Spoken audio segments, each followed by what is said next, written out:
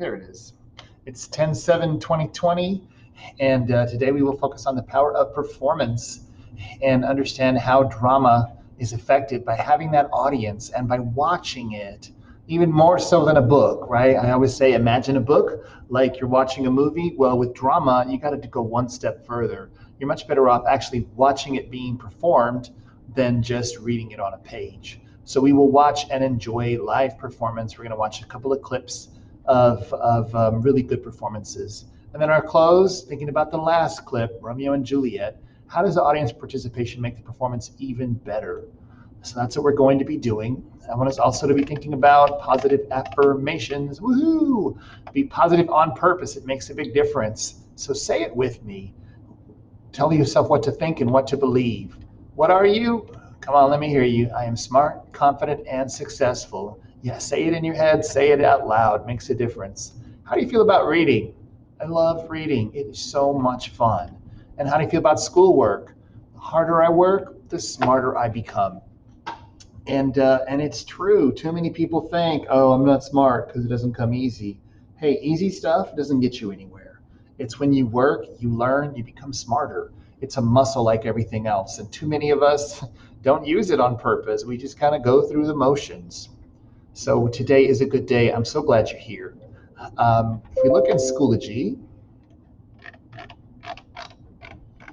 let's go to today's work, this week of 10/5, Wednesday's work. And drama, the power of performance. We're going to be looking at some performances, like I said, so you can click on that and watch them. I'm not going to run them in this video because that would just take too long. But there's three things in there that you're going to watch. The first one is part of a play called Much Ado About Nothing. Had a brain freeze there.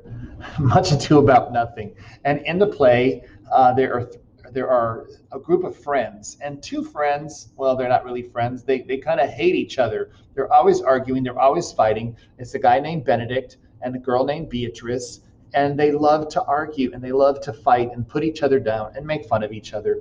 And their friends basically get tired of it, and they say, hey, how about we play a trick on them? Because the way they're always arguing and fighting, it kind of think that they like it too much.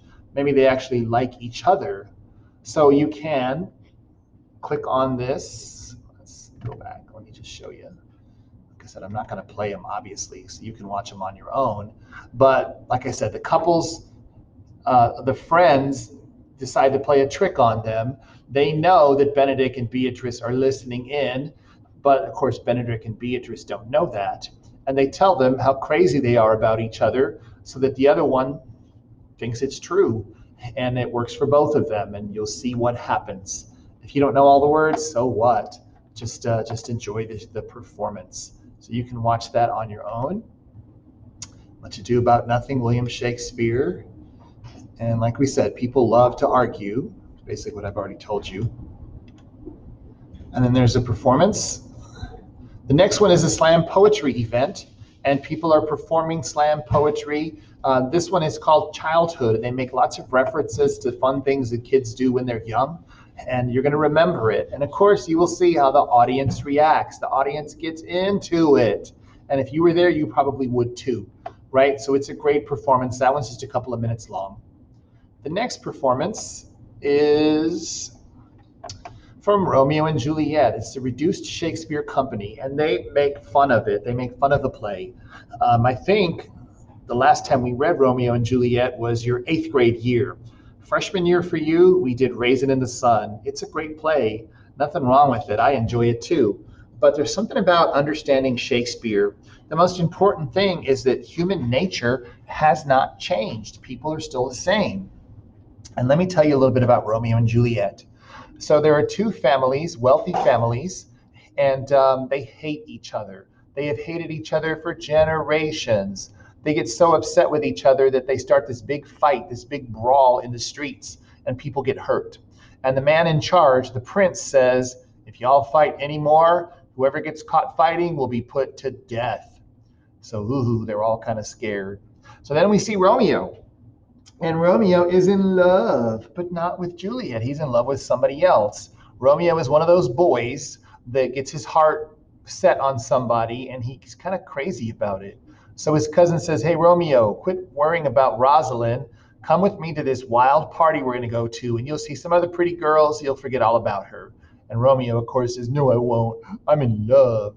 So he goes to the party, and yeah, he sees pretty girls, but who does he notice? Juliet. And he doesn't know it, but Juliet is from the other family who hates his family.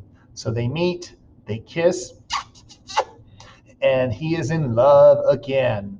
But the family finds out. Juliet's cousin, Tybalt, finds out that Romeo likes Juliet, and he's not going to have it. He goes and tries to kill Romeo.